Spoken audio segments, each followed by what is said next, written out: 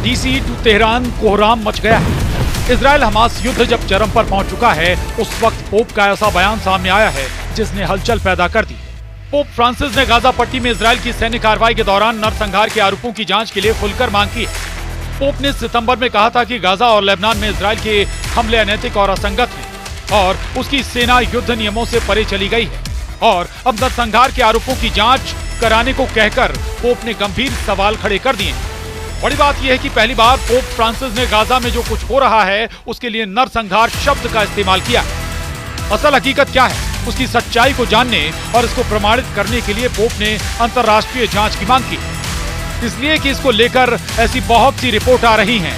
ये मांग उसी तकनीकी परिभाषा के अंतर्गत आती है। विश्व बिरादरी में गाजा में इजरायली हमले में मारे गए लोगों के लिए सवाल उठते रहे हैं। अमेरिका ने तो इजराइल को यहां तक धमकी दी थी कि आम फिलिस्तीनियों की मौतों का सिलसिला थमा नहीं तो वो इजराइल को दी जाने वाली सहायता रोक देगा। लेकिन गाजा में मौतों का सिलसिला तब थमता जब इजराइल हमला करना बंद करता। इजराइल के प्रधानमंत्री बेंजामिन नेतन्याहू आम फिलिस्तीनी की मौत पर दलील देते रहे हैं कि इसका कारण यह है कि हमास के आतंकी इन लोगों को ह्यूमन शील्ड की तरह इस्तेमाल करते हैं। इजराइल उन्हीं रिहायशी इलाकों पर हमले करता है जहां हमास के आतंकियों के छिपे होने की आशंका होती है। हाल में गाजा के दक्षिण में खान यूनिस में इजराइल डिफेंस फोर्स ने हमला किया। यहां विस्थापित लोगों के लिए शेल्टर है। इजराइल डिफेंस फोर्स ने अंधाधुंध गोलीबारी की। नतीजा हुआ कि बच्चों और उनके माता पिता की मौत हो गई। वहीं उत्तरी गाजा के बेल लाहिया इलाके में भी हमले में कम से कम 30 लोग मारे गए। स्थानीय लोगों के मुताबिक कई मकानों को भी नुकसान पहुंचा है। इसके अलावा गाजा पट्टी में इजरायली हमलों में 12 लोगों की मौत हो गई। इजराइल की पुलिस के मुताबिक कैसेरिया में प्रधानमंत्री नेतन्याहू के निजी आवास पर गोले दागे जाने के बाद 3 संदिग्धों को गिरफ्तार किया गया।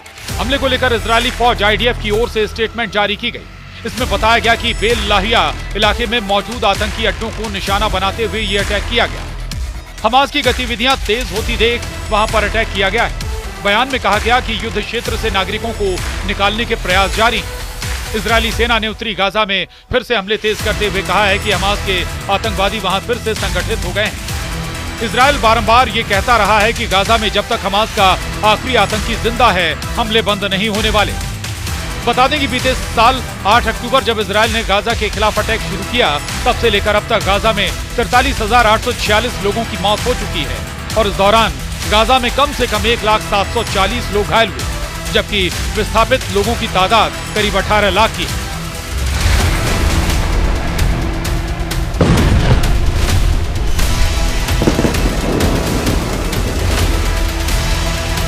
हालांकि हमास का चीफ इस्माइल हानिया मारा जा चुका है।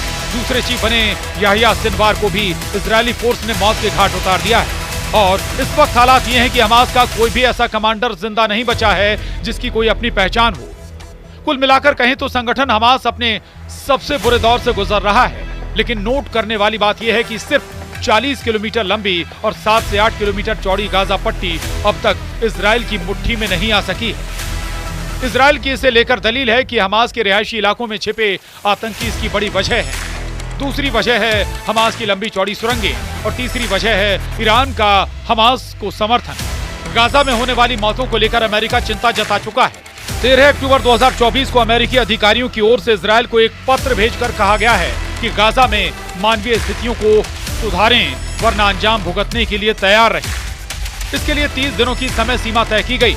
इससे पहले इस साल की शुरुआत में जब इजराइल की ओर से दक्षिणी गाजा में अपने ऑपरेशन को विस्तार देने की कोशिश की जा रही थी तो अमेरिका ने हजारों बम की डिलीवरी रोक दी थी। हालांकि जल्द ही अमेरिका ने हथियारों की आपूर्ति फिर शुरू कर दी, जिसके बाद इजराइल ने गाजा पर तो बमबारी की ही, लेबनान पर भी जोरदार हमला किया था। गाजा पट्टी में भीषण इजरायली हमलों के बीच संयुक्त राष्ट्र की एक विशेष समिति ने भी कहा कि गाजा में इजराइल की नीतियां और युद्ध के तरीके नरसंहार के अनुरूप। यूएन मानवतावादी कार्यालय यानी OCHA ने कहा कि पिछले 2 दिनों में उत्तरी गाजा तक मदद पहुंचाने की 6 कोशिशों को ब्लॉक किया गया है।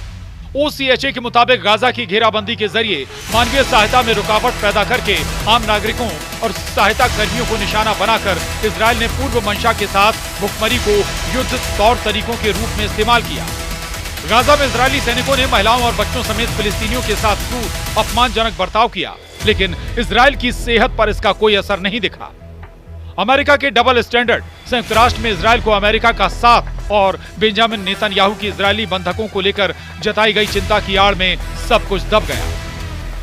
गाजा इस वक्त करीब करीब कब्रिस्तान में तब्दील हो गया है।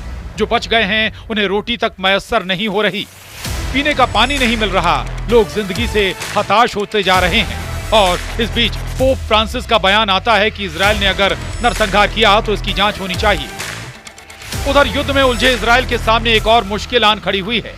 इजराइल पहले से ही गाजा में हमास से, लेबनान में हिजबुल्लाह से, यमन में हूती विद्रोहियों से, सीरिया में ईरान समर्थित मिलिशिया से, इराक में ईरान समर्थित फोर्स से और बहरीन के मिलिशिया संगठन से जंग ही कर रहा है। और नेतन्याहू ने इसका जिक्र एक नहीं कई बार किया भी है। लेकिन अब नेतन्याहू के लिए तुर्की भी एक मुश्किल बनकर खड़ा हो गया है। यानी कि इजराइल के पहले 6 फ्रंट एक्टिव थे, अब 7वां फ्रंट तुर्की भी खुलने जा रहा है। तुर्की ने एलानिया तौर पर इजराइल को दुश्मन देश मान लिया है। राष्ट्रपति एर्दोआन ने पहले इजराइल में घुसकर मारने की धमकी दी, फिर उनके मंत्री ने इजराइल को तबाह करने की धमकी दी और अब खबर है कि तुर्की ने इजराइल के राष्ट्रपति इसाक हर्जोग के एक अनुरोध को अस्वीकार कर दिया है। इजरायली राष्ट्रपति दरअसल अजरबैजान की राजधानी बाकू में चल रहे COP29 जलवायु शिखर सम्मेलन में जाने के लिए तुर्की के हवाई क्षेत्र का इस्तेमाल करना चाहते थे, लेकिन तुर्की ने उनके अनुरोध को अस्वीकार कर दिया। बताएं कि तुर्की इजराइल दुश्मनी की दरार पिछले साल जब इजराइल गाजा में घुसा उस वक्त से चौड़ी होनी शुरू हो गई थी, जिसका हासिल अब नजर आ रहा है। इजराइल के राष्ट्रपति का सुरक्षा कारणों से बाकू जाना रद्द किया जा चुका है, लेकिन तुर्की के इस स्टैंड ने इजराइल को तुर्की को लेकर गंभीरता से सोचने पर मजबूर कर दिया है। सवाल है कि आखिर अचानक तुर्की को इजराइल से डर क्यों लगने लगा है, क्योंकि अपने आसमान से नहीं गुजरने दिया इजराइल के राष्ट्रपति का विमान। कल तक जो तुर्की गाजा में इजराइल के हमलों को लेकर विरोध कर रहा था और साथ ही इजराइल को तेल की सप्लाई कर रहा था, तब अचानक ऐसा क्या हुआ कि तुर्की ने इजराइल से सीधा पंगा ले लिया। तुर्की के राष्ट्रपति रेसेप तय्यप एर्दोआन ने सऊदी अरब और अजरबैजान के दौरे के दौरान इजराइल से संबंध खत्म करने का ऐलान किया। एर्दोआन ने कहा कि मेरे नेतृत्व में तुर्की गणराज्य की सरकार इजराइल के साथ किसी भी तरह का संबंध जारी नहीं रखेगी और हम अपने इस रुख पर आगे भी कायम रहेंगे। बता दें कि तुर्की और इजराइल के संबंध मुश्किलों से भरे रहे हैं। तुर्की दुनिया का पहला मुस्लिम बहुल देश था जिसने इजराइल को मान्यता दी थी। सवाल फिर वही, तो फिर अचानक क्यों तुर्की ने इजराइल से अपने संबंध खत्म कर लिए। دول العالم لمراجعة علاقاتها مع دولة الاحتلال وعدم تطبيع علاقاتها معها أمام عدم التزامها بالقانون الدولي وارتكاب الإبادة الجماعية واستهداف وكالة الأونروا في فلسطين। एर्दोआन के दिमाग में क्या चल रहा है, समझने के लिए आपको रियाद से आई ये तस्वीरें देखनी होंगी।